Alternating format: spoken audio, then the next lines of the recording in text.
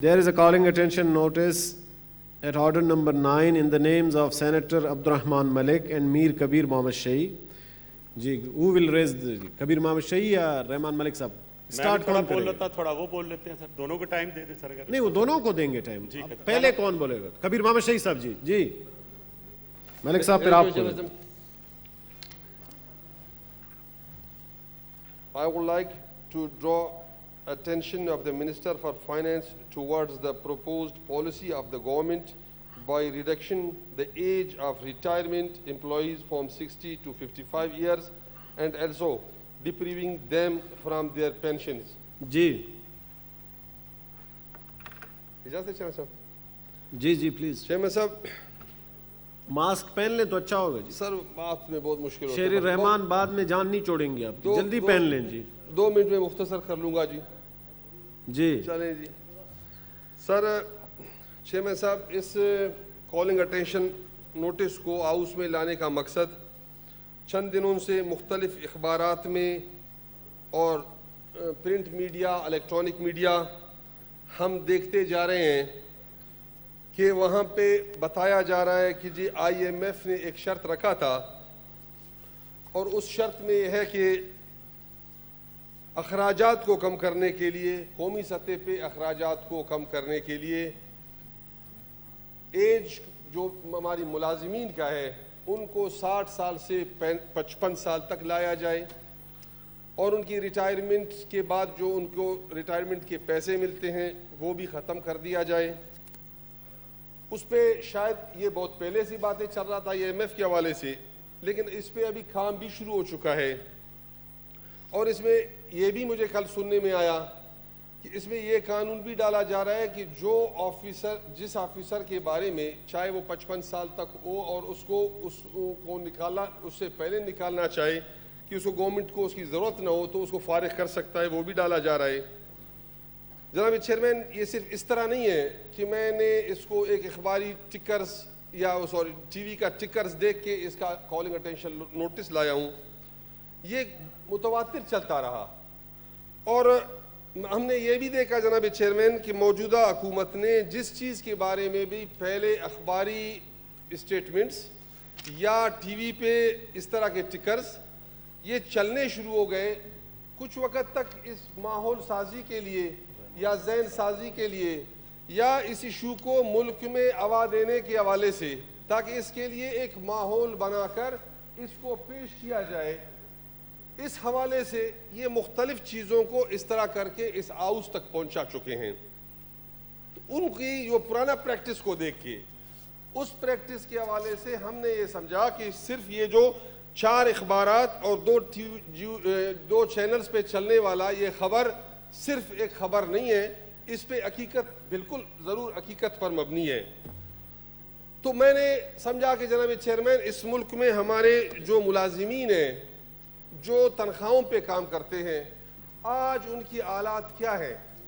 आज सर उनकी वो हालात है कि वो इंतहाई मुश्किलात का शिकार है।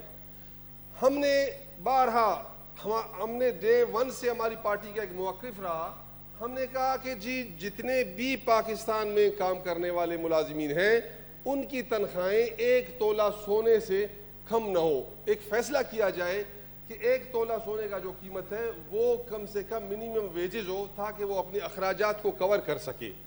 उस पर तो हम अमल दरामद तो नहीं करा सके, लेकिन यहाँ पे एक फ़ैसला हो चुका कि जी मिनिमम वेजेस 12,000 रुपये होगा। चेयरमैन साहब, आज के इस दौर में 12,000 रुपये तनख्वाह लेने वाला, 14, 16, 18,000 रुपये तनख्वाह लेने वाला किस तरह ज़िंदगी गुजार रहा है, आप उनसे पता कर लें कि जो 12 और 14 और 18,000 तनख्वाह लेते हैं। जबकि यहाँ पे जनाब चेयरमैन इस वक्त महंगाई की शरह इतना बढ़ चुका है मौजूदा गवर्नमेंट के हवाले से कि अभी मैं आज पता कर रहा था चीनी 85 रुपये पहुँच गए 2 दिन के बाद, 2 दिन पहले क्या रेट है, और घी 195 रुपये किलो, आटा 84 रुपये पर केजी। अच्छा, ये तो मैं जनरली मिसाल देता हूँ कि जो हर घर में इस्तेमाल होने वाली चीज़ें हैं और गरीब के घर में इस्तेमाल होने वाली चीज़ें हैं। जनाब चेयरमैन, उनकी बच्चों के फीसेस हैं, उनके हॉस्पिटल्स के अखराजात हैं, उनके घरेलू ज़िंदगी में उनकी रोज़ाना की ज़रूरियात है, بجائے کہ ہم ان کی تنخواہوں کو بڑھا دیں, ہم ان کو فیسیلیٹیٹ کریں, اور ان کو زیادہ کرنے کے بجائے ہم موجودہ حکومت مہنگائی کو بہت زیادہ بڑھا رہا ہے, اور تنخواہوں میں موجودہ بجٹ ہمارے سامنے ہے. ابھی کوئی 2 جمعہ گزرا بجٹ پیش ہوا, اس میں کیا موجودہ حکومت نے ان ملازمین کو کیا بینیفٹ دیا؟ کوئی بینیفٹ. آپ بتائیں ایک بینیفٹ بھی.